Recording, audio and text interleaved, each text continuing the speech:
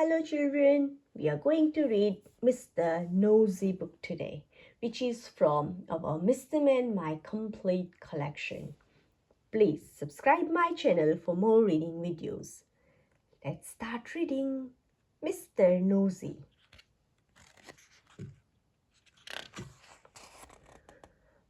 Mr. Nosy liked to know about everything that was going on. He was always poking his nose into other people's business. Mr. Nosy was the sort of a person who, if he came upon a locked door, couldn't resist looking through the keyhole to see why the door had been locked. Mr. Nosy was the sort of a person who, if he found an unopened letter addressed to somebody else, would simply have to open it to find out what was inside. Oh no. Mr. Nosy was the sort of person who, if he was sitting reading his paper on a train, would much rather read the paper of the person sitting next to him. Naturally, as you might well imagine, Mr. Nosy was not very popular. People did not like the way in which Mr. Nosy would peek and pry into their affairs. They did not like it at all, but did that stop Mr. Nosy peeking and prying? It did not. Oh dear. Mr. Nosy lived in a funny, tall, thin house in a place called Tiddletown. The people of Tiddletown decided that Mr. Nosy was becoming much too nosy, and so they held a meeting to discuss what to do about him. "We must find some way of stopping him being so nosy," said old Mr. Chips, the town carpenter. "That's right," said Mrs. Washer, who ran the Tiddletown laundry. "He needs to be taught a lesson." "If only we could think of a way to stop him poking his nose into everything," said Mr. Brush the painter, and then a small smile spread over his face.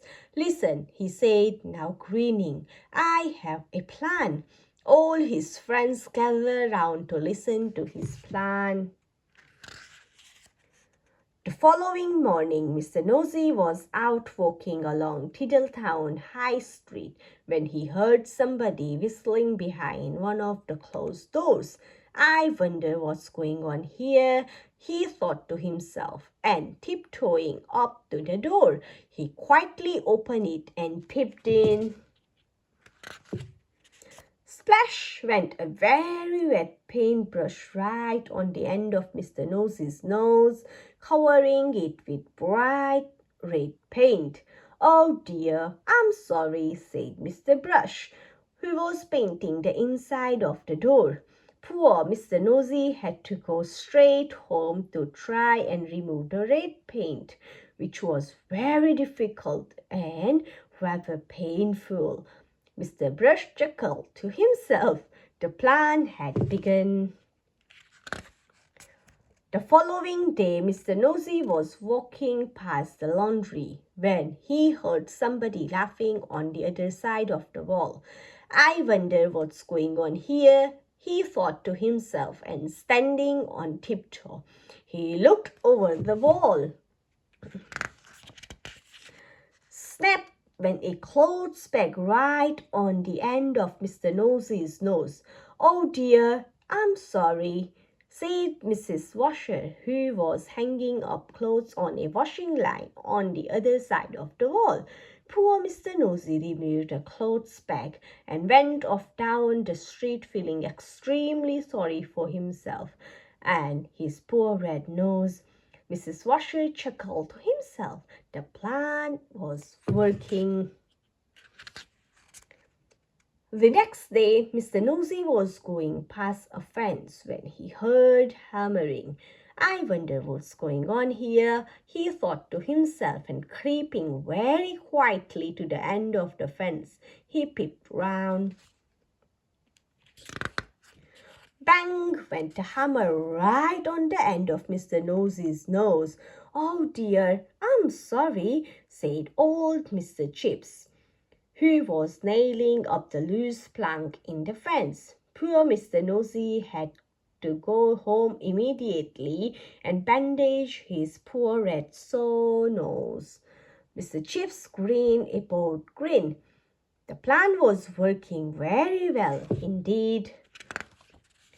The following day, Mr. Nosy was walking in the woods when he heard something sawing wood. "I wonder what's going on here," he thought to himself, and crept up behind a tree. He was just about to peer out from behind the tree when it suddenly occurred to him that if he did, something very nasty might happen to his nose. And so he went on his way without being nosy. Behind the tree, with a saw raised in his hand, stood Mr. Herd the farmer. When he saw that Mr. Nosy had gone in his way without being nosy, he laughed and laughed and laughed. The plan had worked. Mr. Herd hurried into Tiddletown to tell everybody.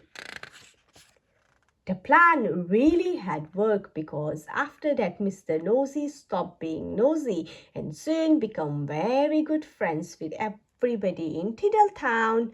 And that is the end of the story, except to say that if you are ever tempted to be as nosy as Mr. Nosy used to be, you would better expect one thing: a sore nose. All done. Thank you.